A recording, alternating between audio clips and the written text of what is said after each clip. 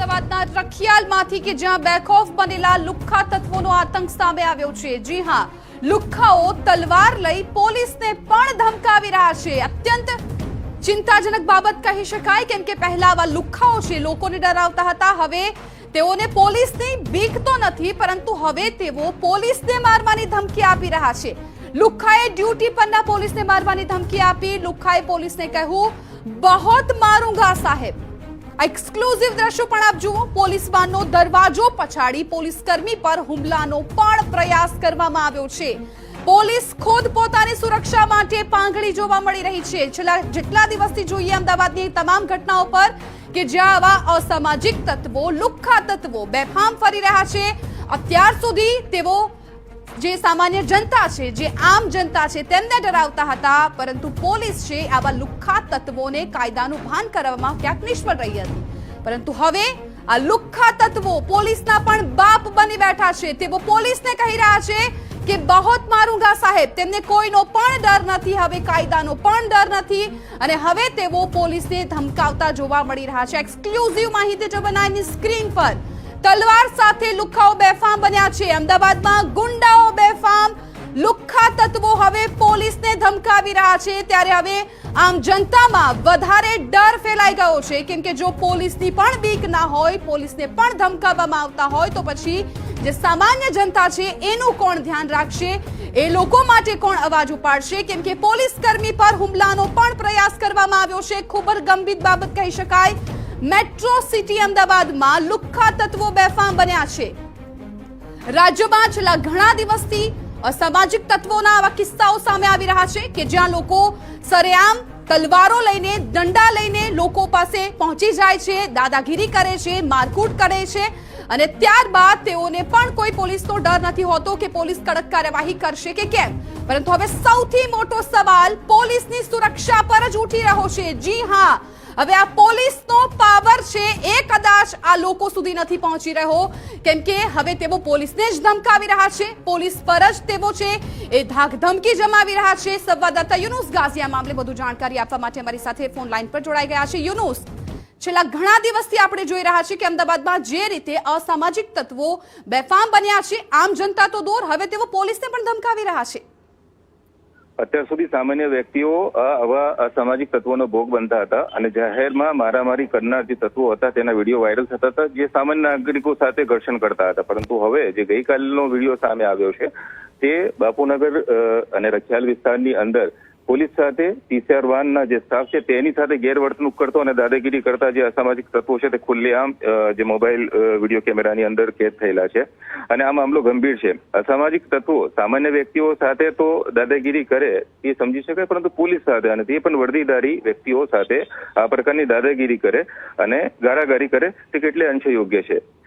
પોલીસનો અસામાજિક તત્વો ઉપર જે અંકુશ હોવો જોઈએ, જે ધાક હોવી જોઈએ, તે ક્યાંક બુઠ્ઠી થઈ રહી હોય તે આ દ્રશ્યો ઉપરથી ફલિત થઈ રહી છે। યુનુસ, આપ અમારી સાથે લાઈન પર રહેજો। અમારી સાથે પોલીસ અધિકારી જોડાઈ ગયા છે, RD ઓઝા SCP અમારી સાથે ફોન લાઈન પર જોડાઈ ગયા છે।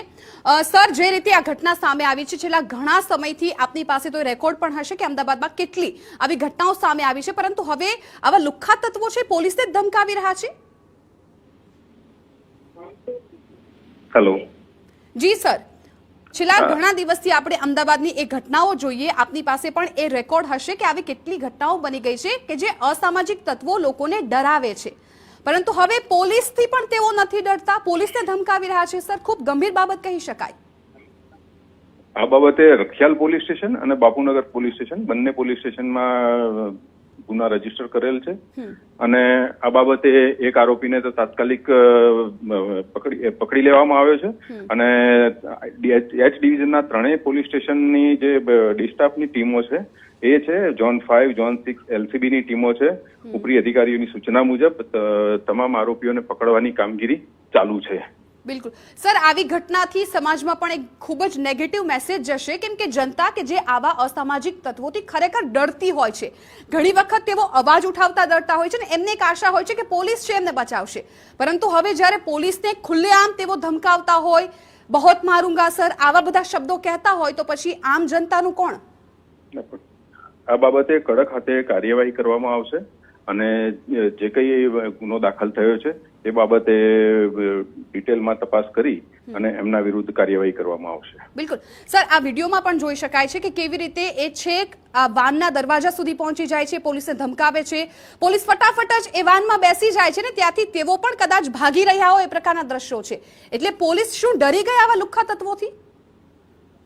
ડરી ગઈ એવું નથી, પણ એ વખતે પરિસ્થિતિ એવી હતી કે જે વિડીયો જોતા કે એમના હાથમાં હથિયાર તલવાર હતી, એટલા માટે કોઈ બીજો ઇન્સિડન્ટ ના બની જાય એ બાબતે એમણે જે કઈ પરિસ્થિતિના અનુકૂળ થયેલા છે એવું જણાય છે. પણ અત્યારે સર પોલીસ તો વાનમાં બેસીને એમનો જીવ બચાવીને ભાગી, કોઈ બીજી ઘટના ના બને. આપે કહ્યું કે એમના હાથમાં હથિયારો હતા, તલવાર હતી, તો આવી જ રીતે જો આમ જનતા સાથે બને તો એમને બચાવનારું ત્યારે કોણ હોય? ત્યારે તો લોકોના જીવ જ જાય ને. એટલા માટે જ અત્યારે અમે તમામ ટીમો બનાવી અને ઓલરેડી આરોપીઓને પકડવા માટે સઘન કાર્યવાહી કરી રહ્યા છીએ. સર, એ સમજાતું નથી કે આટલા બનાવો સામે આવે છે, વરઘોડા કાઢવામાં આવે છે અલગ અલગ શહેરની, ન માત્ર અમદાવાદમાં લુખ્ખા તત્વોને એટલો માર મારવામાં આવતો હોય છે કે તેઓ ચાલતા પણ નથી બરાબર, તો પણ કેમ ક્યાં કચાશ રહી જાય છે કે આવા લોકોમાં કોઈ પણ પ્રકારનો કાયદાનો, પોલીસનો ડર નથી રહેતો?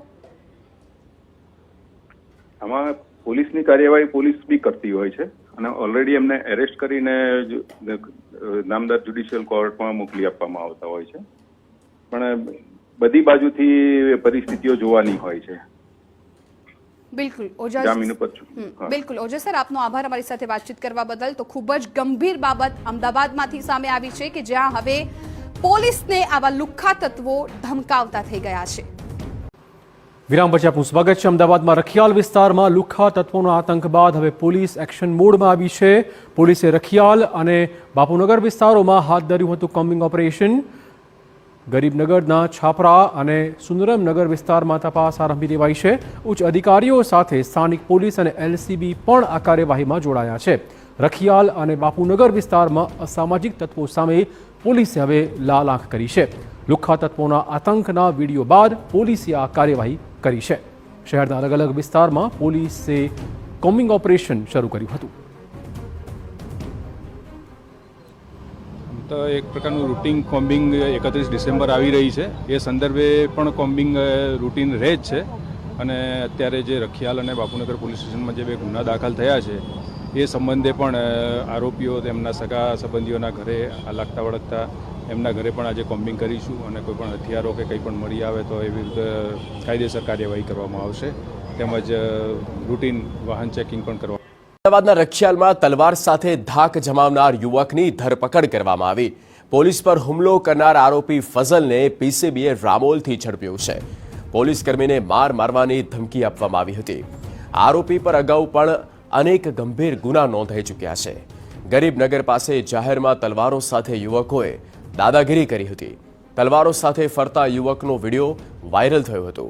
રખિયાલ બાપુનગર પોલીસ સ્ટેશનમાં અસામાજિક તત્વો સામે ફરિયાદ નોંધાઈ છે.